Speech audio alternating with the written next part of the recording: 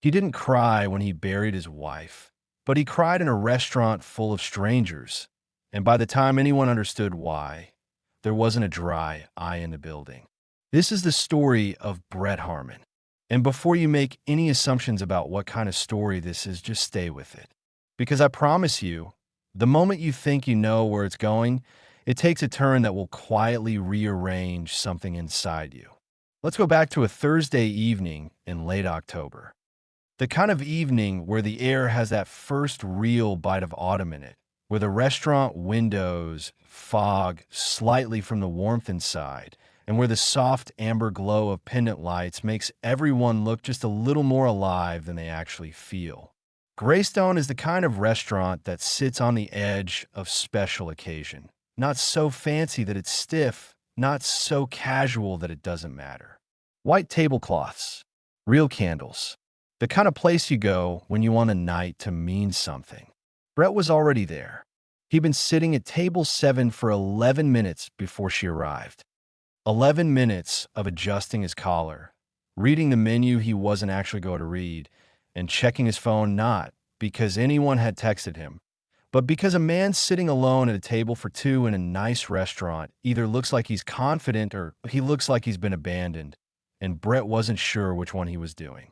He was wearing a white polo shirt and dark trousers. His hair was still a little damp from the shower he'd rushed through after getting Abby to his neighbor's house. He'd shaved. Not perfectly. There was a small patch just under his left jaw that he'd missed, but he'd tried. For the first time in 3 years, he'd really tried. And that alone should tell you something about what this night meant to him. The restaurant had maybe 40 people in it. Couples mostly. A table of 8 celebrating something. One of the women had a paper sash. A young man near the window who was clearly waiting for someone and staring at the door the same way Brett was. Normal Thursday. Normal October.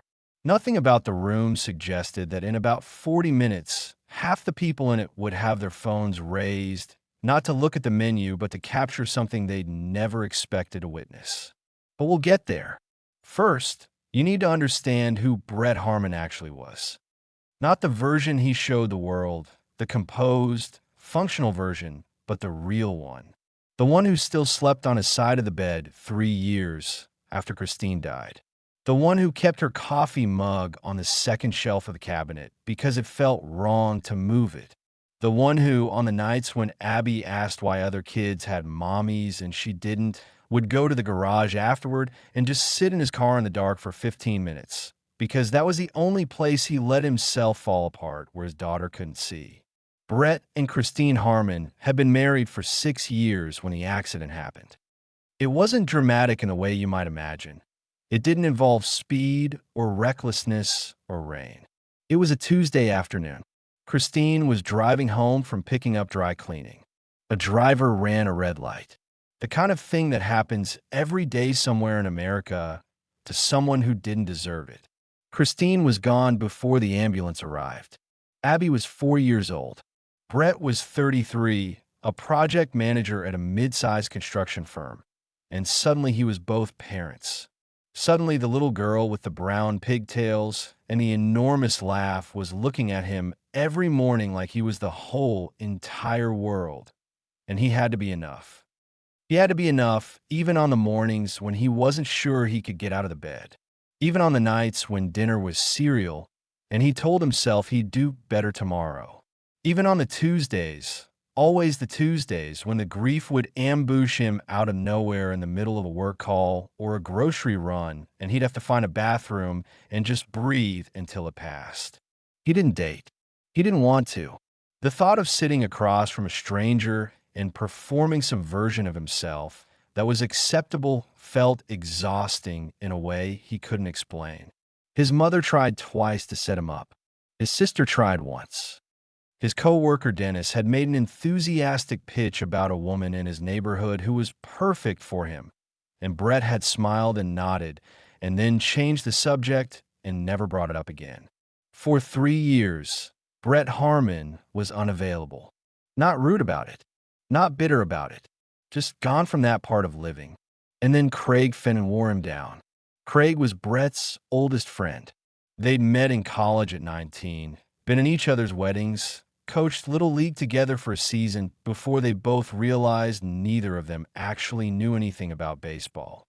Craig was the kind of guy who said what he meant and meant what he said, and he had a talent for reading Brett that sometimes felt invasive and sometimes felt like mercy.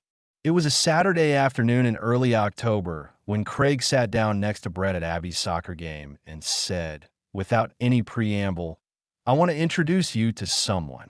Brett kept his eyes on the field. "No, you haven't heard anything about her yet. Doesn't matter." "Brett, Craig." There was a pause. On the field, Abby missed a kick and laughed at herself, and Brett smiled in spite of everything. That was his daughter. That laugh. "She's not looking for anything serious either," Craig said. "It's just dinner. One dinner. Not a commitment. Not a relationship. Just you sitting across from another human being who isn't your 7-year-old or your boss." Brett said nothing. "She's smart," Craig continued. "Funny. She works with kids, occupational therapy. Her name is Kelsey. She's 33. She's kind, Brett. Like genuinely kind. Not performed kind. The real thing. You're describing a golden retriever. I'm describing someone who deserves to be taken to a nice dinner by someone decent. And you are, despite your current personality, someone decent." Brett glanced at him. "Did Patty put you up to this?" Craig held up both hands. "We both want this. Yes. Because we love you and we are tired of watching you disappear into that house every night like you're serving a sentence." That landed somewhere. Brett didn't show it, but it landed. He watched Abby run across the field, arms wide, full sprint, completely in her body the way only children can be, and something shifted in him. Something very small, but very real.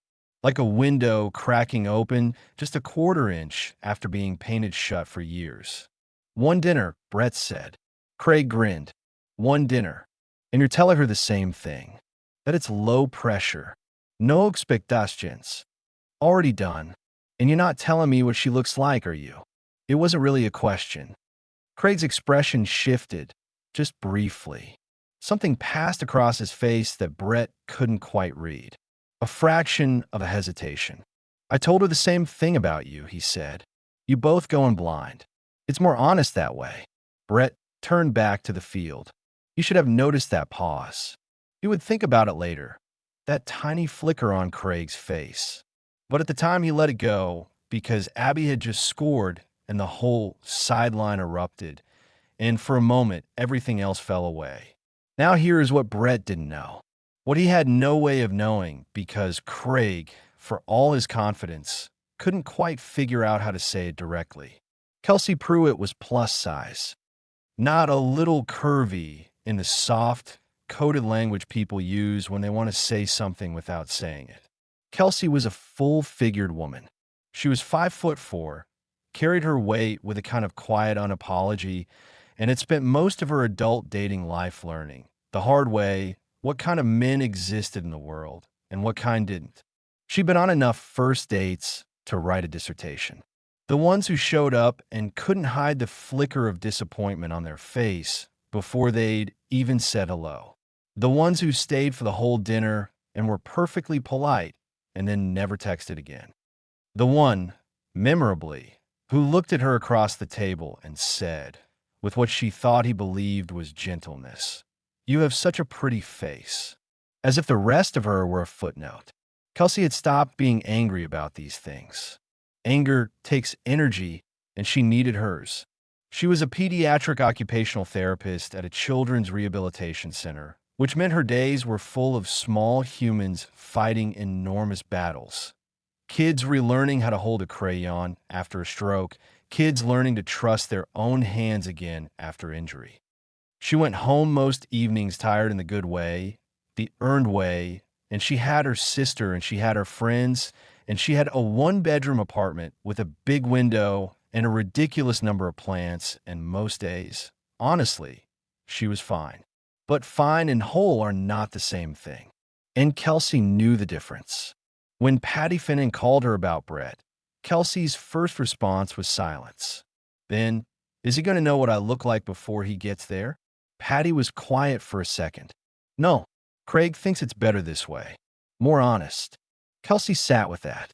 She'd done this before. The blind date where the man didn't know. She knew how it went. She knew the face. Tell me about him, she said. And Patty told her. Not about his looks, not about his job. She told her about Christine, about the accident, about Abby, about the man who coached youth soccer and remembered every single one of his coworkers' birthdays and had, on two separate occasions, quietly paid for a stranger's groceries when he saw them struggling at the checkout, not making a show of it, just handing his card to the cashier and walking away. Kelsey listened to all of it. What if he has that face, she said. When he sees me, then he's not who we think he is, Patty said simply. And you'll have had a free dinner at Greystone. Kelsey laughed despite herself. It was a good laugh, the kind that starts in the belly. Okay, she said. Okay, one dinner. She spent 2 weeks pretending she wasn't nervous. She went about her days, her kids, her charts, her evening calls with her sister. And whenever she thought about the dinner, she moved the thought aside like furniture she'd deal with later. But the night before, she couldn't sleep. She lay in the dark in her apartment with its ridiculous plants, and she stared at the ceiling, and she thought about all the versions of how the night could go. The day of, she put on the dress. It was a warm, beige wrap dress that her friend had helped her pick out, fitted and elegant, the kind of dress that said she had arrived with intention. She did her hair, long, dark brown waves that she'd spent 40 minutes on. She put on the gold chain bag she'd bought herself for her last birthday. She looked in the mirror for a long moment. She looked good. She knew she looked good. But knowing you look good and believing it in the presence of a stranger's first glance are two very different negotiations, and Kelsey had learned to make that distinction clearly. She drove to Greystone. She sat in the parking lot for 4 minutes. Then she got out of the car. And here's the thing about Kelsey Pruitt that the parking lot minutes and the sleepless night and the 2 weeks of deflection cannot take away from you. When she walked, she walked. There was no apology in her body. She made peace with that, or something close to it. She pushed open the door of Greystone, and she walked through it. The host pointed her toward table 7. She saw him before he saw her. Brett was looking down at his phone when Kelsey came through the door. He heard the ambient change of someone entering, the way a room subtly shifts its sound when a door opens, and he looked up. And this is the moment. This is what the phones were eventually raised for. This is what strangers would describe to their spouses and friends later that night. This is what would end up filmed and viewed and discussed by people who'd never been to Greystone and never would be. But not yet, because the moment didn't happen the way anyone expected. What Brett saw when he looked up was a woman in a beige dress walking toward him with the kind of presence that fills space not by demand, but by gravity. Dark hair, good shoulders, eyes that were taking in the room with the practiced steadiness of someone who'd learned that walking into rooms mattered. She was full-figured, generously so. And there it was, the thing Craig hadn't quite said. Brett registered it the way you register anything. The first involuntary read of a face, a body, a person. It lasted half a second. And then something happened in Brett Harmon that he did not expect. He stood up, not because it was proper, not because someone told him to. He stood up the way you stand when something in you responds before your brain has finished its sentence. He stood up because she was walking toward him and the room felt for the first time in 3 years like it was real. Kelsey, he said. She stopped about 2 feet from the table. She'd braced. He would understand that later. She'd braced for the face. But Brett's face was just open, a little nervous, a little like a man who hasn't done this in a long time and is terrified of getting it wrong.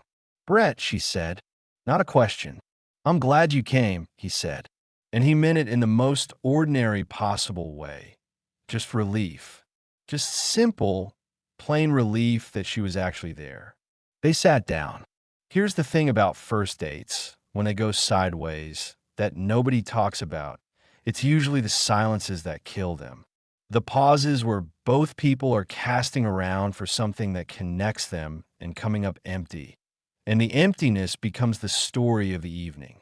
Brett had been dreading those silences since Craig first said her name. But there weren't any. Not because they were performing. Not because they were both trying unusually hard. But because somewhere in the first 15 minutes, the conversation found its own footing the way conversations do when the two people in them are, at their core, the same kind of person. The kind that leads with honesty. The kind that doesn't need to look impressive. She asked him about Abby first. Not as a courtesy, she asked the follow-up questions, the real ones. How old? What's she into? What's she like? Brett found himself talking about his daughter the way he never got to in regular conversation. Fully, without condensing her into a cute anecdote. He told Kelsey about the soccer and the drawings and the phase Abby had gone through where she insisted on wearing a cape to school every single day for 6 weeks, and the school had eventually just stopped sending notes home about it. Kelsey laughed. Not a polite laugh, an actual full laugh. I would have let her wear the cape too, she said. I know, Brett said. And somehow he did know. She told him about her work, about the children she'd spent 6 years helping rebuild their confidence in their own bodies, one small motor skill at a time. She told it without sentimentality, which made it land harder. She talked about a 7-year-old boy she'd been working with for 8 months who'd finally managed to tie his own shoes the previous Tuesday, and the look on his face. He looked like he'd just won the Olympics, she said. And honestly, he kind of had. Brett was quiet for a moment. That's a good job, he said. It's the best job, she said simply. They ordered. They ate. The restaurant moved around them. The table of 8 got louder. The young man by the window was eventually met by a woman who kissed his cheek. The candles burned down a little. Brett found, to his complete surprise, that he wasn't thinking about Christine. He wasn't monitoring himself for guilt. He was just present, in the room, in the conversation, and it felt terrifyingly like something coming back to life. He noticed things about her, the way she tilted her head when she was thinking, the way she held her wine glass by the stem and swirled it slightly without drinking from it for long stretches. The scar on her left hand that she mentioned, without self-consciousness, was from a cooking accident involving a cast iron pan and misplaced confidence. The way she smiled, there was a beat before it, like light before the sound of thunder, and then it was full and it changed her whole face. He noticed that she'd been watching the entrance when she came in, that she'd braced.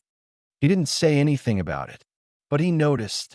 They'd been talking for nearly an hour when the conversation shifted, the way conversations between two people who are actually connecting always eventually shift toward the harder things. The real inventory. Can I ask you something? Kelsey said. Yeah. Was it? She paused, not performing the pause, actually finding the words. Was it hard to come tonight? Like actually hard. Brett set down his fork. He looked at her for a moment, not weighing how to answer, but deciding how honest to be. And then he went with honesty, because the whole evening had somehow earned it.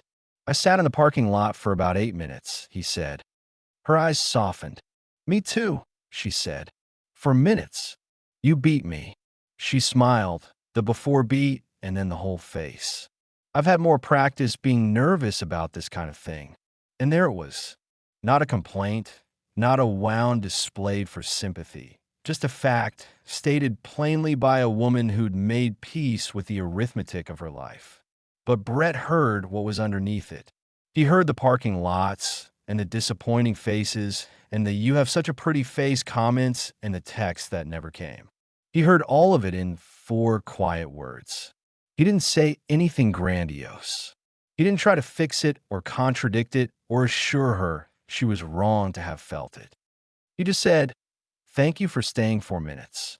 She looked at him for a second, really looked, and something in her posture changed. Not softening exactly, more like releasing. The held breath she'd been holding since she pushed open that door. This is the part where you might think you know what happens next. The date ends. He calls her the next day. They start something beautiful. A nice story with a smooth arc. But that's not what happened. What happened was a sentence. A single, unhurried sentence that Kelsey said as they were waiting for the dessert menu.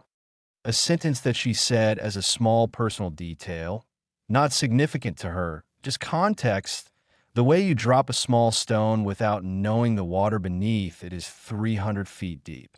She was telling him about her father, how she'd lost him 2 years ago after a long illness, how the last 6 months of his life had involved a lot of time at St. Francis Medical Center in the cardiac unit, and how she'd gotten to know every hallway, every waiting room, every vending machine on every floor. There was one waiting room, she said, swirling her wine glass, on the third floor, the general surgery wing, that I spent half my life in, kind of an ugly room. Fluorescent lights. The chairs were that terrible institutional blue. She smiled faintly, but it was quiet. And there was this little girl who was in there one night when I came up. Must have been 4, maybe just turned 4, sitting in one of those chairs completely alone. No adult anywhere. Just this tiny person. Brett went very still. His hand, which had been resting on the table, stopped moving. I sat with her for a while, Kelsey said. She wasn't looking at Brett's face. She was looking at her glass, half in the memory. She told me her name and that her mommy was hurt and that her daddy was talking to people. I didn't know what had happened. I just knew she was alone and scared and trying very hard not to be. She paused. I told her stories. Ones I made up on the spot, kind of badly, honestly, because I'm not a natural storyteller. But she laughed, and she held my hand. A small, private smile.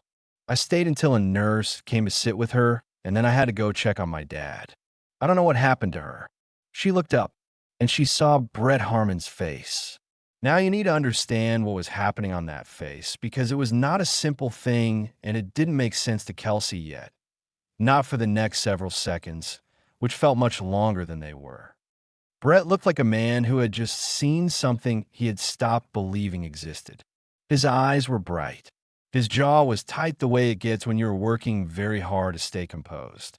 His hands were flat on the table, and he wasn't breathing with any kind of regularity. Brett, Kelsey said carefully, "Are you okay?" He didn't answer immediately. He reached into the front pocket of his trousers, slowly, the way you handle something fragile, and he pulled out his wallet. It was a plain brown leather wallet, worn at the corners. He opened it, and from the billfold section, behind his license and his work badge, he took out a small piece of paper, folded twice. The fold lines were soft and loose from being opened and closed many times. He unfolded it. It was a drawing, a child's drawing in crayon, the kind a 4-year-old makes, where proportion is irrelevant and color is everything. A woman with brown hair and a yellow coat. Round face, a big smile rendered in red crayon, stubby arms, and at the bottom, in the unsteady block letters of a child who'd only recently learned to write, the words, "The lady with the warm hands." Kelsey stared at the drawing. She didn't speak. "Abby made this," Brett said. His voice was very quiet, very controlled. About 8 weeks after her mother died. She'd been having nightmares, and our family counselor asked her to draw someone who made her feel safe. Something that had happened that she wanted to remember. He stopped. He had to stop. "She drew you." The restaurant didn't know to be quiet yet. The table of 8 was still laughing.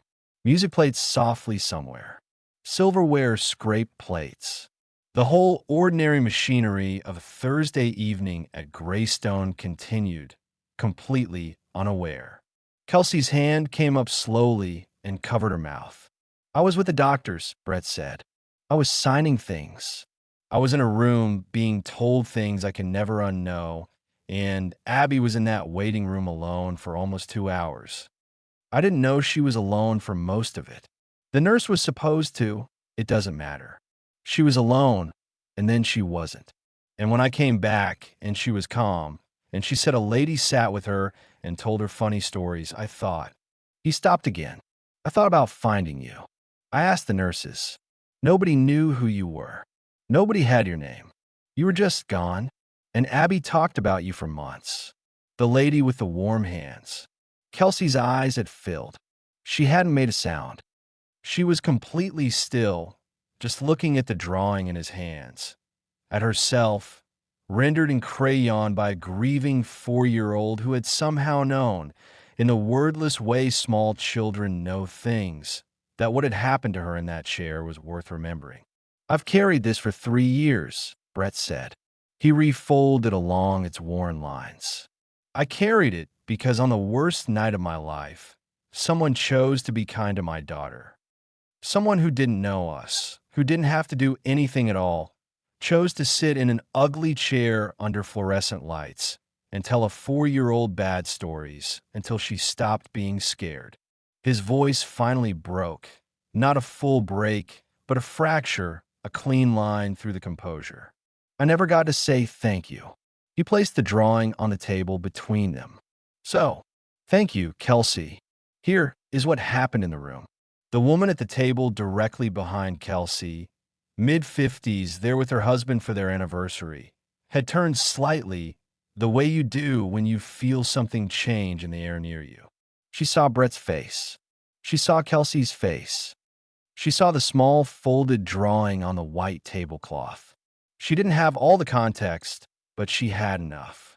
She nudged her husband, the young man by the window, the one who'd been waiting earlier, had moved to a table closer to the center of the room after his companion arrived. He was looking. His date was looking. The group of 8 had gone quiet in the way that groups go quiet when something real happens nearby and the realness pulls their attention without them choosing it. Someone, nobody ever found out exactly who, raised their phone.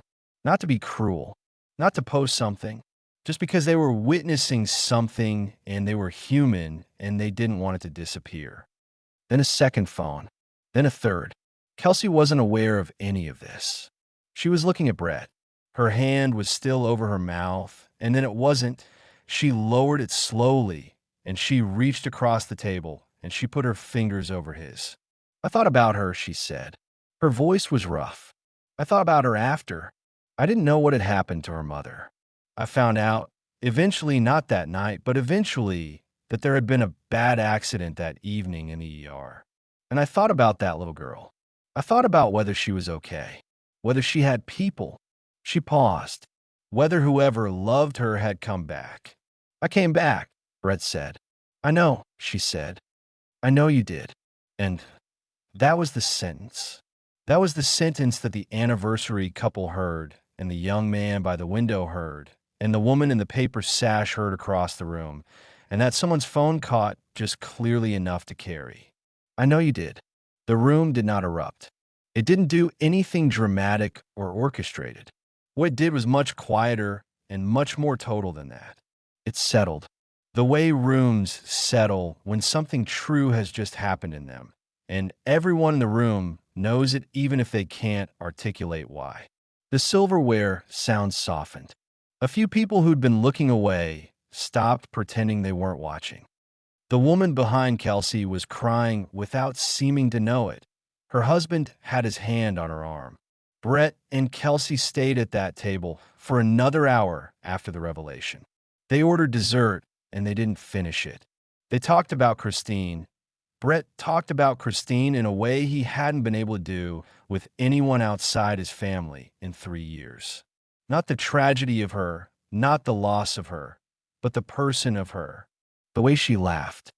The way she'd once spent an entire Saturday rearranging furniture because she read that the position of your couch affected your mood, and how she'd ultimately moved the couch back to exactly where it started and declared the experiment a success.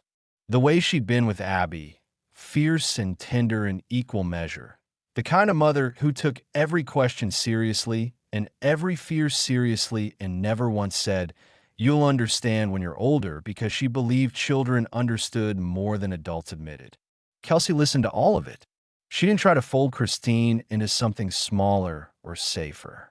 She let the woman take up the space she deserved.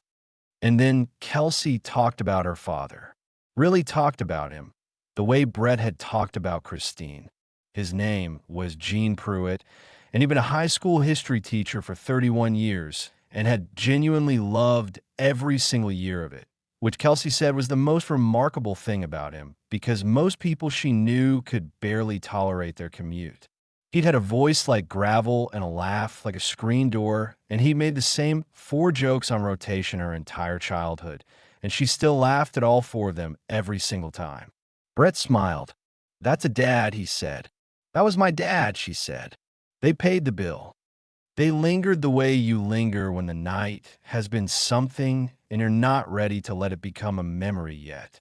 When they finally stood and gathered their things, the restaurant had thinned. It was late now, later than either of them had planned. A few tables still occupied, the staff moving quietly at the margins. As they walked toward the exit, the woman at the anniversary table touched Kelsey's arm. Kelsey stopped. The woman, gray-streaked hair, kind eyes, a little wine-flushed, said simply, "I don't know your story. But whatever it is," she stopped, shook her head. "I just wanted to say that." Kelsey looked at her for a moment. Then she said, "Thank you." Outside, in the October air with its bite and its clarity, they stood for a moment in the parking lot. Not the charged electric kind of moment that movies manufacture. Just 2 people standing in the cold, coats not yet on, breathing the same quiet air.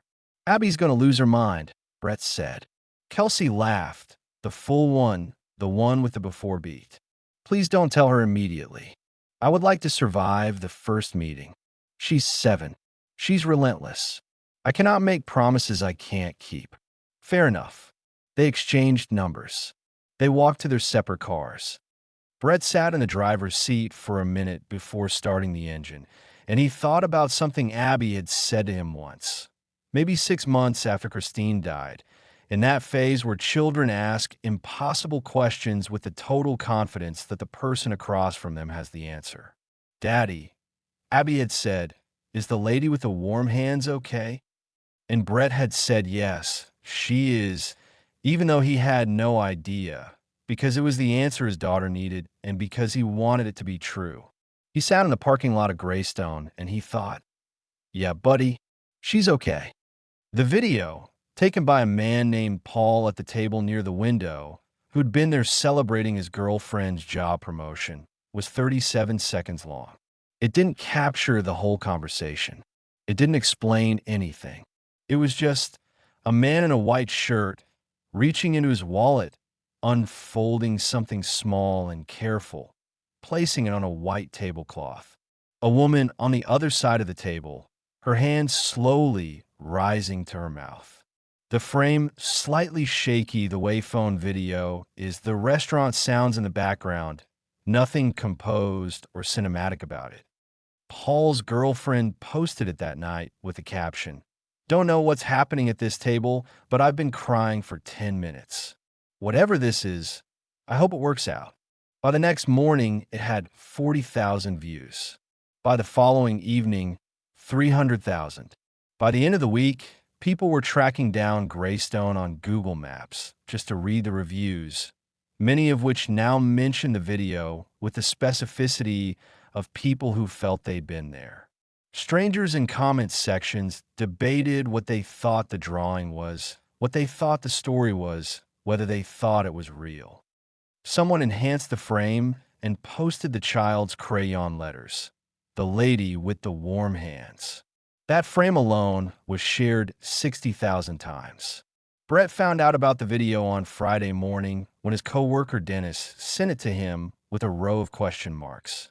He watched it sitting at his kitchen table while Abby ate cereal across from him, and he felt something that wasn't quite embarrassment and wasn't quite exposure, more like the strange sensation of watching a private thing become public and finding that you don't mind as much as you thought you would.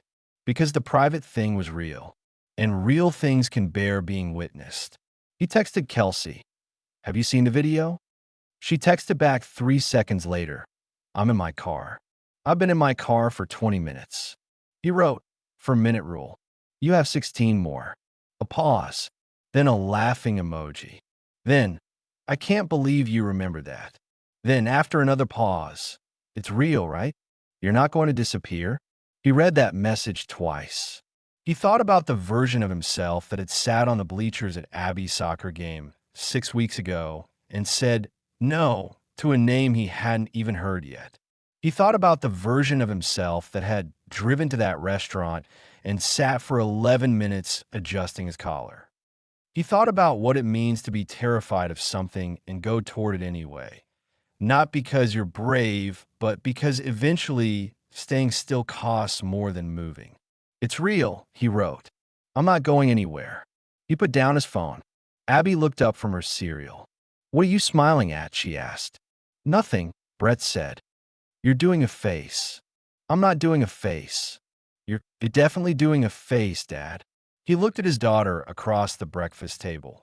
Her brown pigtails, her absolute certainty about everything, her mother's eyes and her mother's stubbornness, and her own loud, peculiar, unstoppable self. And he thought, "There is something I need to tell you, and I don't quite have the words yet, but I will find them. I will find the right words for this." "Abby," he said carefully. "Yeah. You remember the lady you used to ask about? The one you drew?" Abby stared at him. The spoon stopped moving. Her eyes went wide with the specific, arrested focus that children get when adults are about to say something that matters. "The one with the warm hands?" she said. Brett nodded. For a second, Abby was completely still.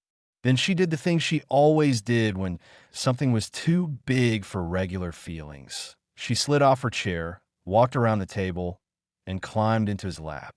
She was 7 and she was getting big for this, but she did it anyway, and Brett held her the way he always had, one hand on her back, her head under his chin. "Is she okay?" Abby asked. The same question. 3 years later, the same question. "She's really okay," Brett said. "She's actually really, really okay." Abby was quiet for a moment, taking this in with the seriousness it deserved. Then she said, in her completely matter-of-fact 7-year-old voice, "Can we have her over for dinner?" Brett laughed, and it was a real laugh, the kind he hadn't made at the kitchen table in years, the kind that fills a room. "Yeah, Bug," he said. "I think we can." 3 weeks later, Kelsey Pruitt sat at the Harmon kitchen table for the first time. Abby had set the table herself. She'd used the good plates, the ones Brett only brought out for Thanksgiving and birthdays, and she put a small bunch of wildflowers she'd picked from the yard in a glass in the center, which was slightly lopsided because the glass was too tall for the stems, but was absolutely perfect in every way that counted. She'd worn a dress, which she had never in her life volunteered to do. She'd also, Brett discovered, cleaned her room without being asked, which he considered the most extraordinary event of the entire preceding month. When Kelsey rang the bell, Abby answered it before Brett had taken 2 steps toward the door. The two of them stood on the threshold and looked at each other. The woman who was now 33 and the child who was now 7, 3 years on from a fluorescent-lit waiting room and bad made-up stories and small warm hands. And something happened between them that Brett watched from 6 feet back and didn't fully understand but didn't need to. Abby said, "You're the real one?" Kelsey crouched down so they were the same height. "I'm the real one," she said. Abby studied her face with the unself-conscious thoroughness that children apply to things they need to be sure about. Then she said, "Your hands are warm." Kelsey's eyes filled. She blinked. "Yours are too," she said. Abby nodded, satisfied, and turned and walked back toward the kitchen. Over her shoulder she called, "The flowers are from the yard. I picked them. There are also rolls because Dad said I could help, but I put too much butter in the pan and we had to throw the first batch out." Brett met Kelsey's eyes over the top of Abby's retreating head. He spread his hands. I tried to supervise. Kelsey laughed, the full one, and walked in. Now, I could end this story at the kitchen table, with the lopsided flowers and the good plates and the too much butter rolls, with Abby talking all the way through dinner and Kelsey listening the way she listened, fully, completely, like you were the only interesting thing in the room. With Brett watching the two of them and feeling something that was almost alarming in its size, a feeling he hadn't had a container for in 3 years and was only now learning to hold again. I could end it there and it would be enough.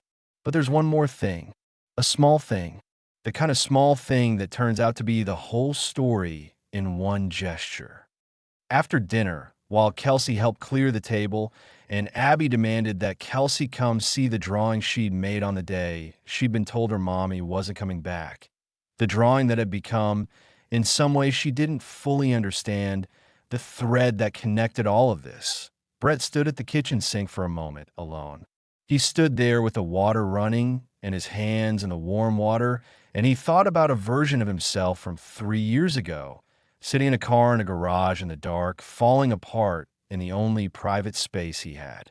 He thought about all the Tuesdays, about the coffee mug on the second shelf that he still hadn't moved, about the first time he'd said Christine's name out loud to Abby and heard his own voice crack down the middle like wood. He thought about a woman in an ugly waiting room on the worst night of his life, telling bad stories to his daughter in the dark. And then from the other room came the sound of Abby laughing, high and ungovernable, the laugh that started in the belly and took the whole body with it. The laugh that was absolutely Christine's and absolutely Abby's and absolutely irreplaceable. And underneath it, the lower, warmer note of Kelsey's laugh joining it, and the two sounds rising together in the way that sounds do when they belong in the same room. Brett turned off the tap. He stood there for a moment, listening. Then he dried his hands, and he walked back in. There's a thing that grief does to time that nobody tells you about. It doesn't just slow it down or speed it up. It makes certain moments permanent. It takes a Tuesday afternoon or a waiting room or a child's drawing and seals them in amber, and they stay there completely preserved while everything else moves forward around them. Brett Harmon knows this better than most. But here is what he also knows now. Permanence and forward motion are not opposites.